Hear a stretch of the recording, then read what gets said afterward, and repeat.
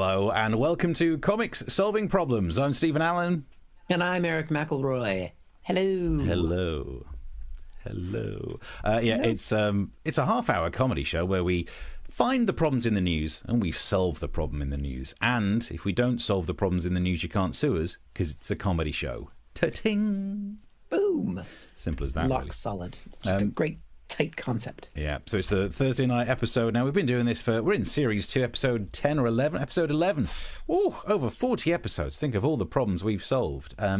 During the show, if you would like to subscribe to whatever, you got your options there down the bottom. And also, we'll be popping up some details about where you could chuck some money in our pot to keep funding this, because this show is relatively expensive to put together, what with the new lighting and the new props. Ooh, I was wondering if you were going to bring it up. Yeah. It's nice. Well, this is a radical shift. If you're just joining us for the first time, this is our 40th or 5th. There was 30 plus in season 1, so in 10 shows into season 2. Big change with Steve's background. Yeah. What have you got for us today, Steve? Got rid of the Amazon books because no one was buying those of my book. They're still available on Amazon.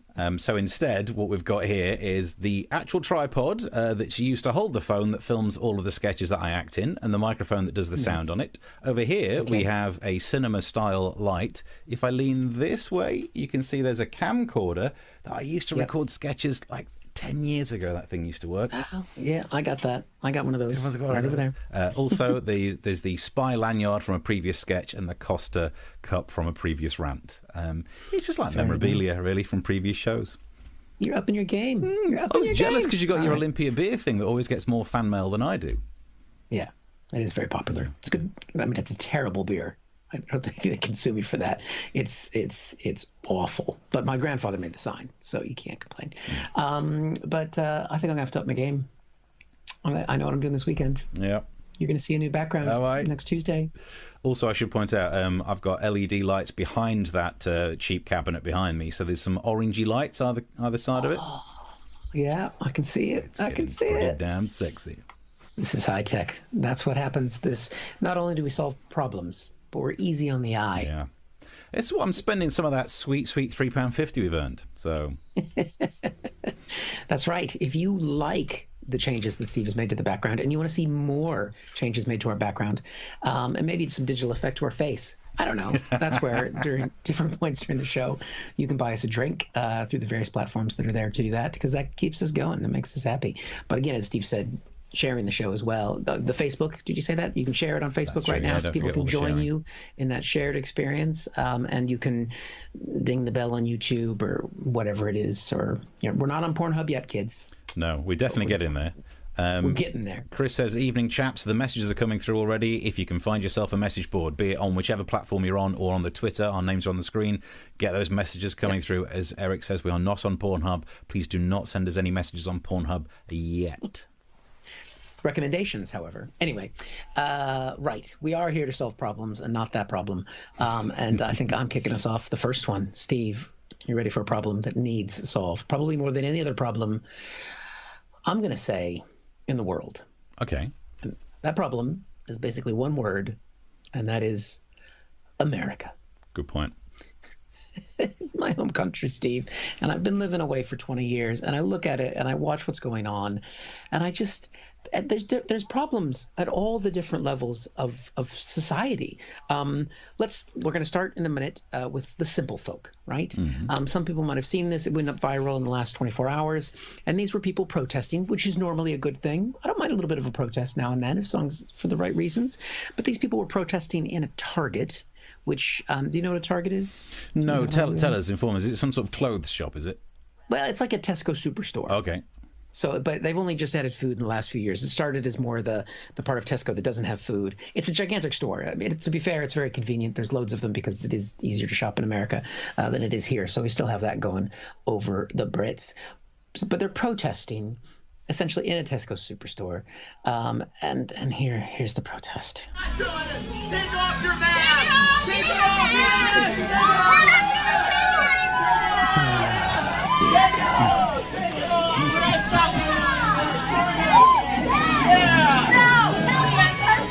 Yeah, we got someone! Take it off! Take it off!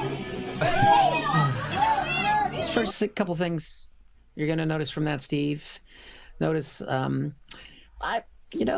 all white. Yeah. There's just something there about the fact that there's just a level of privilege going on. Look at how much we're suffering. Oh my God, I get sunburned and I can't do with a mask. And I'm just so sick of living in one of the richest countries on earth and having to spend my time in Target rather than go to the fancy mall. I mean, these are people who have never struggled, Steve. So we've got that base level of idiocy in America. That's a problem. But then it starts to go up.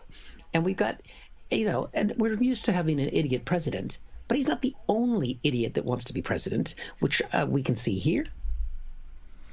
Kanye, who's running for president, he's got campaign staff. He's struggled to get on the ballot, but he's warned his staff not to fornicate.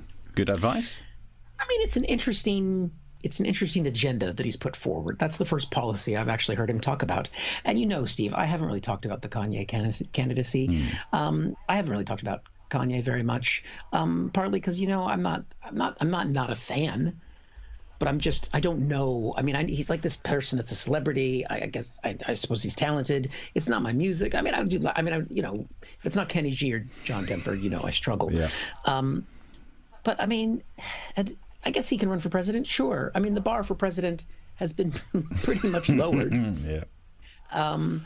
But he hasn't really said a lot about what he wants to do, what his agenda is, other than stopping his staff from having a good time. I mean, to be fair, maybe stopping fornication is a good thing because then it stops people being born who are protesting in a Target. Maybe that's what he's trying to do. Yeah. Maybe there's a whole level of game work here that I don't understand. I do know that he did send out this message. Wow. Yep. In case you're wondering what's happening there, Steve, that is Kanye has, much like us, he's turned to streaming. It's popular. Everybody's doing it.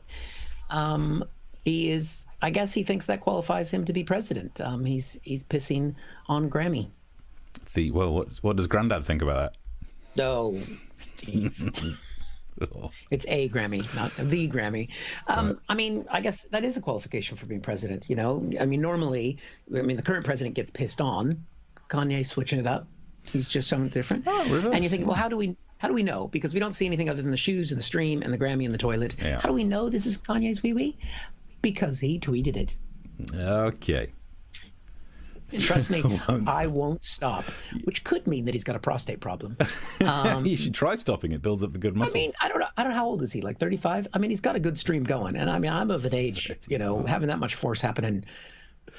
I'm jealous. Not of the Grammy, just of the consistency of the stream. I'm more upset that he's missing the funnel. Who would wee on a Grammy and not deliberately try and get it down the main funnel bit? Yeah, you'd want to fill that up first. Because that's where you could get all the bubbles. Oh, that'd be nice. It's all about the froth. Okay, so we got different levels of stupidity. And then we have an Attorney General of the United States. And he was talking about the fact that he, who's the chief law enforcement officer, he actually doesn't like lockdowns. And he made this comparison. Putting a national lockdown, stay-at-home orders, is like house arrest. Is it like house arrest? No. I mean, it kind of is like house arrest when your kids are home from school. Yeah. But I'd say calling, staying home in the middle of a pandemic house arrest is a little bit hyperbolic. I mean, maybe just, I cut him off there. Maybe he's going to explain it in a less stupid way. Let's see what else he had to say. It's other than slavery, which was a different kind of restraint, this is the greatest intrusion on civil liberties in American history. Wow. Has he ever listened to any American history? I mean, we're not the British, but we try. Oi. We've done some stuff as well. I'm not going to rehash it all here. But, I mean, there's only one way I feel that I can respond to that statement. But I do want to end this section on the problem of America. It's not all problem. It isn't a problem with just the people or the media, celebrities, or the attorney general. There are some people that still give me hope in my home country. And it's the woman who filmed the anti-maskers at the Target. And she said something that I thought was beautiful. Take your mask off! Yeah, take it off! Fucking idiot. There's hope, people. There is hope for America. She nailed it. Good. Wow. No wonder you moved away. I totally understand now. Yeah. I thought, like, why to Britain? But now when you show me those pictures, I'm like, okay, yeah, that makes sense. It's like being under house arrest. Struth. I mean, I've never been under house arrest, so I don't know. But the fact that you are allowed to go out and you just have to wear a mask, and lockdown's not that bad anymore. Struth. It's a mask, not an ankle bracelet. Yeah. Chris says many an hour spent trying trying to chase a fag down the urinals. That's back in the old days when there would be the little butt end, whatever it's called, the fag butt in the urinal trough, when there used to be troughs rather than individual ones. That was really when society broke down, because in the old days we all used to wee in a long trough together, and now we all get individual ones, and all of a sudden no one's making friends. Yeah, and less splatter on the shoes though. Yeah, that's true. In fact, when you showed me the picture of Kanye's shoes, that was because there's some holes in them as well where it could get through to the sock. Yeah. That is a brave man who is aware of his weeing capabilities, that he would tinkle on his Grammy wearing those shoes. But I guess because it is Kanye, I mean, his urine is probably delicious. Okay, I'm not really sure. I think, yeah. He's a special guy. I mean, he's a genius or whatever he says he is. Yeah, one of those things. Yeah, it's one of those. It's interesting how Kanye released that video, and R. Kelly, no word from him. So interesting. Too soon. Is it? If you're enjoying the show, get yourself subscribed and get this shared, because we've still got the rest of the half hour of talking about the news. The link's down the bottom. And if you'd like to put some money in our pot to help us be able to afford fancy shoes like that so we can practice our weeing, there are links near where you're seeing this stream where you should be able to donate. Yes. Lovely stuff. Keep the messages coming through as well. But I want to deal with a big problem now. The problem of the many lockdowns in the UK. They're all over the flipping shop. Now, how do we solve it? Look, easily, you could say you wait for the vaccine. Quick word on that. What's the latest on the vaccine? China says that we could get a vaccine in time for Christmas. So that's great news. But I'll also point out China also promised me that I'd get a Furby in time for Christmas once, and that didn't fucking happen, did it? So I'm lowering our expectations. Looks like we are going to have to deal with some of this lockdown lark. And Matt Hancock's been giving us some info.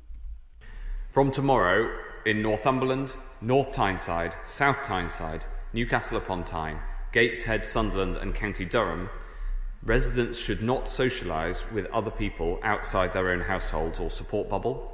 Okay, and it's actually good advice, because if you do socialise, you would be socialising with people from Northumberland, North Tyneside, South Tyneside, Newcastle, Gateshead, Sunderland and County Durham. And I'm from the Midlands, if I can make that judgment. That's nice. Okay. But it's actually more to do with the details of the type of lockdown they're in. And late night restrictions of operating hours will be introduced, so leisure and entertainment venues must close between 10 p.m. and 5 a.m. Can we have a word about why they keep bringing in curfews as part of it? Are you less likely to get the disease in the afternoon than you are? Is it a nighttime disease? Is it crepuscular? Does it come out as soon as it turns to dusk? I think what's happened is Matt Hancock has got confused between coronavirus and a vampire. Because easy mistake. Unless it's both. Unless we've got vampire coronavirus. Oh no! I think he might think that's what's happening, because he also gave this advice. And anyone going out should wear garlic around their neck and take a cross. Interesting advice. But actually, all right, back to what he was actually saying. And I know that the people of the Northeast will come together to defeat this virus. Why do they keep saying that in all the speeches? It's the worst piece of advice. We're meant to stay apart to defeat this virus. You can't come together to defeat this virus, and let's cross over now to an expert who has something to say on this. Well, mingling is people coming together. That is my definition of mingling. It's people coming together. Absolutely mingling is what it is. But yeah, it's good that Pretty's back in the news. If you watch Tuesday's show, we talked about how there's problems with her saying we should be dobbing in people, we should be snitching on neighbours who break this rule. And the reason it's confusing is that today we find out that Prime Minister Boris Johnson says that we shouldn't snitch. And I mean, it's not that much of a surprise that someone who is a philanderer, liar, and breaker of international law doesn't like the idea that people might snitch. Although actually, if we go back to it, the actual headline, look, it's not saying don't snitch. It's saying only snitch on neighbours if they are having a Animal House style party. And I saw that and I thought, that is disgusting. That my neighbours would do, and I realised I wasn't thinking of Animal House. I was thinking of the infamous film from the 80s, the porn version of Animal Farm. If you don't know this is what happened when I was growing up. Everyone talked about, and apparently it was smuggled into the UK. There is a bestiality porn film starring that Danish person. Everyone was created equal, but he might have been more equal than others in some departments. Anyway, I have learned something in the show too. We're not just solving problems, Steve. And I'm just going to write that down. I've never seen it, but I tell you, I did get confused once and saw a clip of it and had to write an essay for GCSE English about Animal Farm. Did not score well. Anyway. So I'm still torn about this. What should I do? I mean, would you snitch on a neighbour? There's that phrase, snitchers get stitches, but then do not snitchers get a persistent cough, a temperature, and a loss of a sense of smell? You know, it's... I don't know what's the best way to do it. I did think if you get caught snitching on someone... I mean, these days people are aggressive, and you don't want your neighbours getting angry with you. Imagine you're in a park, and you see a big group of people, like 7 people. If you dob them in, they might come and be violent to you because they'll outnumber you. And if they don't outnumber you, maybe have a word with yourself first. But my theory is I will snitch. I will snitch now as long as it goes like this. Well, officer. What brings you to a place like this? Oh, come on, Joe. We both know you're the kind of man who likes to keep his nose to the ground. I thought maybe you might have seen something I might be interested in. My memory ain't so good these days. Well, maybe this might jog your memory. Things are still a little bit foggy. Okay. How about now? Yeah, it's all coming back to me now. Woman at number 47 had an 18th birthday party for her kid. I've watched way too many films. Right, keep the messages coming through. So Chris says compostula. No, it's crepuscular that I think I tried to say. Crepuscular. Is that the same as a vestibular bulb? No. Ooh. Well, it might be. It means coming out in the evening, and it depends if someone gets their vestibular bulbs out in the evening. So actually, yes, vestibular bulbs are crepuscular. That's the right time to get out your vestibular bulbs. Yeah. It's not a daytime activity, is it? It's not allowed on TV at that time, I'll give you that. Not allowed. I have to say, in the double Steve action there, if I should call it that, of that last clip, I do like the fact, A, how do you still have cash? I had to go hunting for that. I mean, and B, the angle of you handing yourself the money and receiving the money. It's nicely done. Thank you very much. That was, I was so happy about writing that in because we've mentioned before, like back in the day, how exciting everyone was where Michael J. Fox handed a plate to himself playing his own grandfather in Back to the Future 3. I can't do that kind of technology, but I can hand myself some money. Yeah. At the right angle, because you leaned down and then you leaned up. Thank you very much. I mean, I don't know what they give Emmys for. Not that. Not that. And actually, the Emmy board, don't give me an Emmy. I'll only waz on it. It's the latest trend these days. I don't think I've won anything worth weeing on. No. Have you won anything where you get weed on? Didn't realise that was what we were playing for. Hey, the MASH report was BAFTA nominated. I don't know if you can wee on a nomination. You can print it out. And then just like, you bastards gave us a Mock of the Week again. So I expect that on Tuesday's show when I run out of things to film. Yep. Don't film that. Yeah, I got the tripod for it. Got the tripod for it. Oh dear. Right. If you're enjoying, don't forget the subscription button is there while it's on. And if you're enjoying, you think, oh, these guys, I like what they do. I got a few extra quid because my furlough money's still coming in for a little while. And I'd buy them a drink if we could go to a pub after 10 o'clock in Newcastle. There you go. Although don't do it based on Newcastle pint prices. Do London pint prices. Oh, yeah, that'd be nice. Because, I mean, you could buy a house for £3 up there. And also, just say, I know this show it's in our spare rooms, but it is quite an expensive show to put together because that last sketch required £100. So you'll never see that again. Yeah. There you go. Right. Now, it seems like I did end up being U.S. focused today. I've got another problem from the States. And the problem is, how much material can Trump give from essentially one press conference? Because, I mean, he's going to be gone soon, one way or another. That sounded ominous. That's not what I meant. You just, like, people often say to it, when you're a comedian in the Trump era, like, oh, it must give you so much material. And you're like, oh, it's just kind of overwhelming.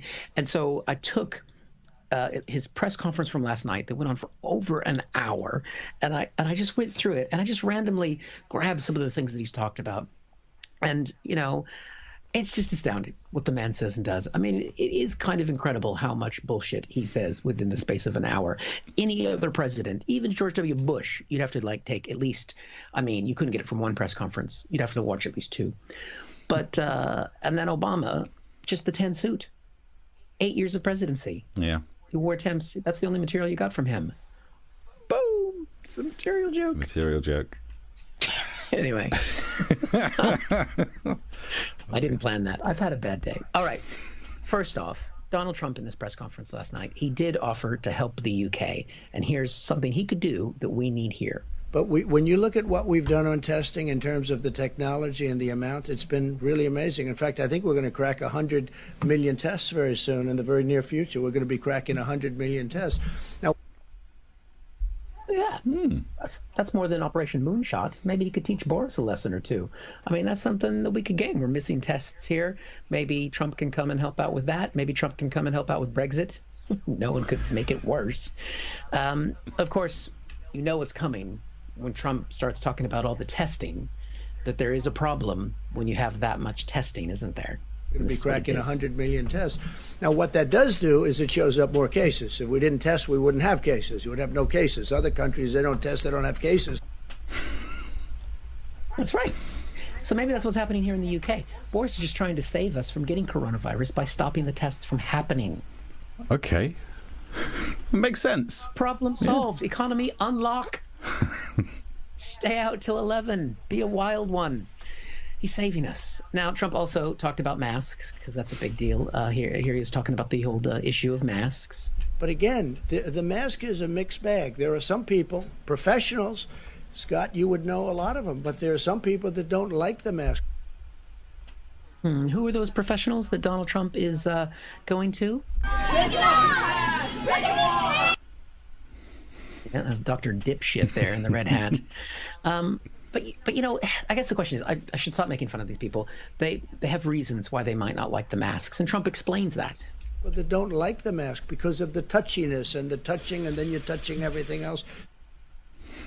The touching. I would imagine if Stormy Daniels saw that clip, she'd have flashbacks. The touching. Trump did make news, though, with this press conference when he said this. By the way, I read the book last night very rapidly. Stop the press. Trump reads. That'll be a headline he can understand. He was talking about Bob Woodward's book, and he said he read the book last night. Quick read, he said. The problem is, this is the third day that he has said he read the book last night. Ah, okay.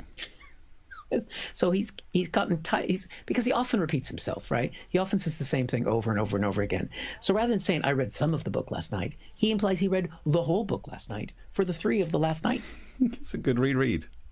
Which might make you think he hasn't read the book. But he does more than read. Trump does try and get into the things that are informing his decisions as president, like he says here. Added to the fact that our numbers are going way down, you see the numbers. I'm just reading you statistics that are from wherever they get them, but they're very highly qualified statistics. That one's for you, Steve. Yeah. They're highly... Normally, I don't think it's the statistics that are qualified. Some of those statistics went to Yale. They're the best statistics. Only the biggest statistics. It did give us a little bit of an idea, though, about how he makes his decisions, which he said this. It's my feeling. It's not based on knowledge. It's just how he feels. He gets those really nice looking statistics, touches them a little, see how it makes him feel. but that's all from 1 hour. And Trump did also do a roundtable with voters this week, and he's trying as a leader to make us feel better, to say that this time will end, and he knows how it's going to end. And we are going to be okay. We're going to be okay. And it is going away. And it's probably going to go away now a lot faster because of the vaccine. It would go away without the vaccine, George. But it's going to go away a lot faster with it. It would go away without the vaccine? Sure. Over a period of time. Sure. With time. It goes and many away. deaths. And you'll develop like a herd mentality. That's what we need, Steve. Herd mentality. Herd mentality. And I wonder, who would that herd be? Yes. They have a herd mentality. I mean, he's right. Eventually, all of us will no longer have the ability to get COVID-19 in about 40 years. All of you and I, we won't get it anymore. Yeah, suppose. So, yeah. When we're all dead. One press conference and a bit of another. Hopefully we only have 48 more days of this. My God. Please vote. If you're an American, vote. You live in the dream over there. Absolutely live in the dream. Does he know that it's herd immunity, not herd mentality? Do you reckon he now thinks, well, as long as we all think the same way? The thing is, when he says that, there's part of it, he wants people to think the same way. But the thing is, when he makes a mistake, he sticks with it. Yeah. So he will always say herd mentality now, because he's been saying that the 1918 epidemic was in 1917. He's just kept to that. So he doesn't change from these things. So that's it. It's redefined, and it will be redefined for his followers. That one I can understand, because he must be very confused how in 2020 we're suffering with COVID-19. So he must be thinking, 1917, 1918, it's the same year. So that's, that one could easily baffle and befuddle an idiot. So that one I understand. There are people in his administration who said this is COVID-19 because of all the COVIDs that came before. Yeah. As you've pointed out many times. About 19 times, I think we've covered that on the show. That's very true. All right, keep some messages coming through. Sarah, hello to Sarah, who says, hey, this is the first time following this group on Facebook. They're watching this via... Are we on groups now as well? Oh, I feel like I guess so. Might have accidentally clicked on something that we're not meant to be on. What else have we got going through? Yeah, so you can send the Twitter messages as well. Our Twitter things are on screen, and you can track us down on... you can message via YouTube, via Facebook, and all that lot. And if you're enjoying it, there should be a link to chuck some money in our pot. It'd be a very nice way of doing it. That would be great. I got another problem. All right.